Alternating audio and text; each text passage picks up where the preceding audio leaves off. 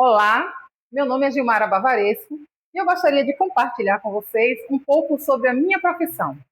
Eu sou pai, profissional de apoio educacional, e eu gostaria de falar com vocês sobre alguns desafios que nós enfrentamos na nossa profissão. O primeiro deles que eu gostaria de compartilhar com vocês é o desafio com a família. Sim, desafio com a família. E onde começa esse desafio?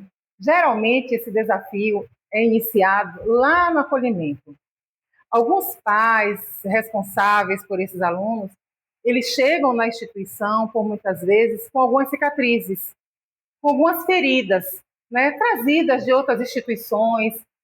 Por quê? Porque não tiveram um acolhimento adequado. Um acolhimento que fizesse com que esse responsável tivesse a confiança necessária para deixar seu filho, né, na instituição, sob a responsabilidade de um professor de sala regular, de um professor ou técnico de sala de suporte do AE, ou até mesmo do profissional de apoio, que é o meu caso. Nós, profissionais de apoio escolar, nós somos o profissional que mais ficamos, mais permanecemos com o aluno na instituição. E esse acolhimento é necessário, esse acolhimento muito bem feito, esse acolhimento humano, tem que ser muito bem feito para que esse pai, essa mãe, né, para que ser responsável em si, tenha a confiança de deixar com que aquele aluno permaneça na escola, né, e assim desenvolva, e assim consiga alcançar o objetivo, né, que é ele ter autonomia, né, em sua vida, a aprendizagem dele, que é tudo de forma muito específica para as necessidades dele. Então, o primeiro desafio é esse, é fazer com que esse responsável tenha confiança em deixar o seu aluno, o seu filho, a sua preciosidade, né, conosco, para que nós possamos, assim, auxiliá-lo e auxiliar os professores no que for necessário para o desenvolvimento dessa criança ou desse adolescente. Outro desafio também que enfrentamos é com a instituição. E eu quero deixar aqui claro que eu não estou falando de uma instituição específica, eu estou falando de uma forma geral. E o maior desafio é com a estrutura. Em boa parte deles, nós não encontramos banheiros adequados para esse aluno, para que possamos fazer troca, se for necessária, para que possamos fazer a higiene desse aluno quando for necessário, né? Um banheiro sem adaptação para esse aluno complica muito a vida do pai, que é o profissional de apoio, e do aluno também. Nós precisamos também de uma sala específica que esse aluno possa ser regulado. Na maioria das vezes, na maioria dos alunos, eles têm muita sensibilidade a barulhos, eles têm muita sensibilidade sensoriais.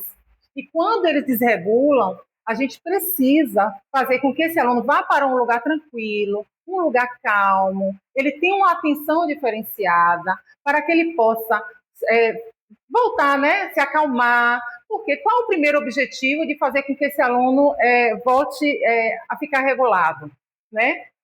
Vai para além desse aluno voltar para a sala de aula, para o bem-estar desse aluno, né? Esse aluno, quando ele fica desregulado, é um transtorno muito grande para ele, é um sofrimento muito grande para ele.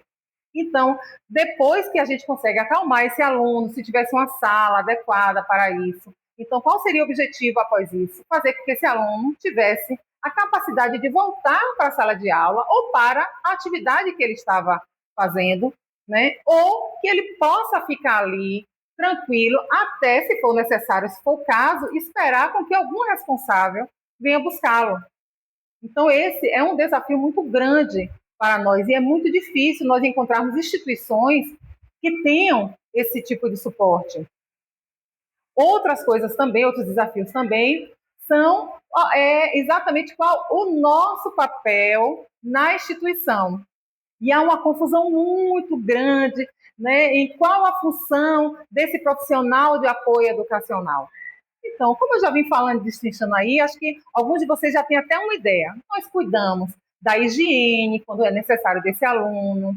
Nós cuidamos da interação desse aluno no ambiente escolar, com os demais colegas.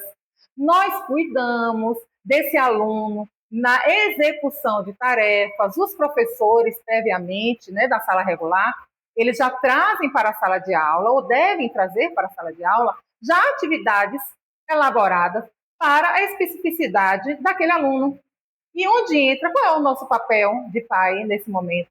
É funcionar como uma ponte, por assim dizer. O professor prepara, o aluno recebe e nós vamos ajudar esse aluno a executar essa tarefa dentro da especificidade dele.